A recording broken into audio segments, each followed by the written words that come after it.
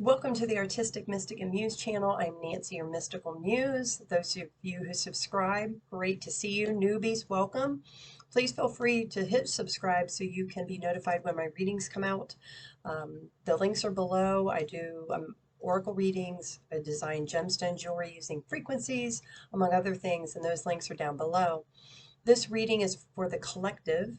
If you're here, you're part of the collective for the beginning of October 2022. So let's get started. The shift is now was the message I got as the cards came flying out, and the first deck I'm using, a bunch came out and I had to take them all. So we have believe, number 4. So 4s talk about stability, foundation, believing in yourself, believing in your path, believing in what you want to see the world become, right? And I feel like this is the frequencies, the energy. What you put out comes back, but it connects to everything else, the interconnectedness. And we have the rainbow light too, which talks about enlightenment, ascension, and those types of things. But that the shift is happening. It's occurring individually within you on a DNA kind of level, an energetic level. But as you shift into a higher vibration, positive mindset, it goes out and it impacts the world. It impacts the rest of humanity. Surrender. And this is a 31, which is a number 4. Surrendering to what is. Letting go of control, going with the flow. And we've got this cleanse. So for some of you, a cleanse might be good. Whether it's a salt bath, it could be even in the shower, being out in nature, but releasing and allowing. Choices, 8. It's time to make that shift, that choice to shift. One step. What choice are you going to make to do something better for yourself, right? To get you into alignment. Coming from a place of compassion to number 10, being in alignment. Love for yourself, love for any and all things. Others, you don't have to agree with them, but having compassion. Everyone's on their own path. They're having their own experiences. Coming from integrity. 17, which is another 8. So this talks about manifestation, making changes, moving forward, standing in your truth. We have, again, unconditional love, which is a 7, which is spirituality, but unconditional love for yourself, unconditional love for others. That doesn't mean you don't have boundaries, but you send love to them and know that they are doing the best that they can, but that you send out unconditional love because you don't expect anything in return, right? 23, which is a 5, talks about change, moving forward, right? That's the shift, is moving forward. And we have Mother Earth, which is 22. It is a partnership to help create this new earth. It's a partnership between yourself, your soul, you and the divine, but raising the frequency of the planet. Bottom of the deck, be still, number 5, again for change. And that goes along with the surrender, being still, being quiet, making time to get centered, to get grounded. Prayer, meditation, yoga, walk in nature, whatever that is for you. And you're also being celebrated. There's time for celebration, and it's a 6, which talks about balance. So even with the struggles, what can you find gratitude and celebration in? You've made it this far, keep going. It's not going unnoticed. From the Oracle of E, we have 16, which is a 7, which is spiritual realm. It says, hey, you. Yeah, you.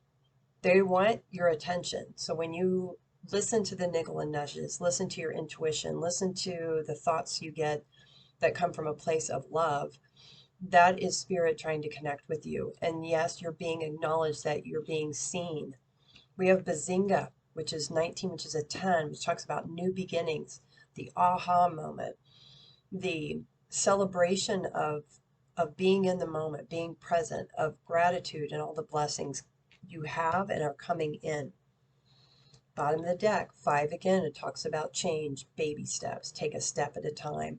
As you are shifting, changing something, do it a step at a time. It doesn't have to be all at once, right? We also have the Oracle deck of Ganesha. He's a Hindu god, and he has an elephant. He's an elephant, and we have guidance, and you're being guided by the spiritual realm, by divine beings, divine itself, angelic realm, and you're being watched over and assisted. Yeah, it's a 33, which talks about the Trinity, right? You, your higher self, the divine, Father, Son, Holy Ghost kind of thing. And we have spiritual practice, and it's a 19, which converts to a 2. Again, that partnership of you and the divine. What spiritual practices are you putting in place to assist you at this time? Bottom of the deck, determination. And it's a 21, which is a 3 again. This is also the root chakra, making you feel grounded, but being determined, being grounded, standing in your integrity. Yeah, to reach fulfillment. To reach fulfillment. And it's a 6 again. So charting a new course, giving and receiving, perhaps studying things that interest you, that light you up, that you feel connected to. We also have, you are already doing it. Stop overthinking, keep facing your true north. So most of you know you're headed in the right direction. You may not know the entire path yet, but you're not meant to know the whole thing yet, right? You take a step at a time and embrace it and learn from it as it unfolds. Yeah, break the chain, ancestral patterns, healing, rewriting the future. What are you shifting or changing that breaks, yeah, patterns? Patterns, whether it's for yourself, whether it's from your lineage, your upbringing, whatever that is for you. But that's where the healing is. Yeah, aligning your life. What is not aligned or needs to change? What are the things you can shift, you can change to bring you into alignment? Bottom of the deck, unbound, releasing soul patterns, contracts, past lives. So for some of you, this healing, ancestral healing, and so forth, surrendering, shifting, no longer going along with the story, no longer going with the herd, what is true for you. That's how you become unbound. That's how you release. Yeah, because you're helping to birth a new age. The new earth is here. Excuse me, and we get to help figure out what that looks like, right? And it starts with your mindset, your thoughts, and your thoughts become words, and your words can also they impact everything as well as your actions. So be very mindful. We have protection and security. You are being divinely guided, assisted, and protected, watched over. So that's also kind of goes back to this root chakra, knowing and believing and trusting in that to provide you the stability. Purity. Your light is pure. You come from a pure source of the divine. So what does that look like? Purity of your thoughts, purity of your actions. That comes from compassion. That comes from unconditional love. Intentions. And that sets your intentions, the purity of your intentions, the integrity of the intentions. Bottom of the deck. Yeah. Fulfillment.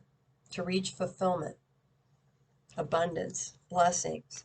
Healing chaos, right? And there's a little butterfly up here talking about transformation. Well, there's more than one butterfly. But what does that look like? What does that look like for you?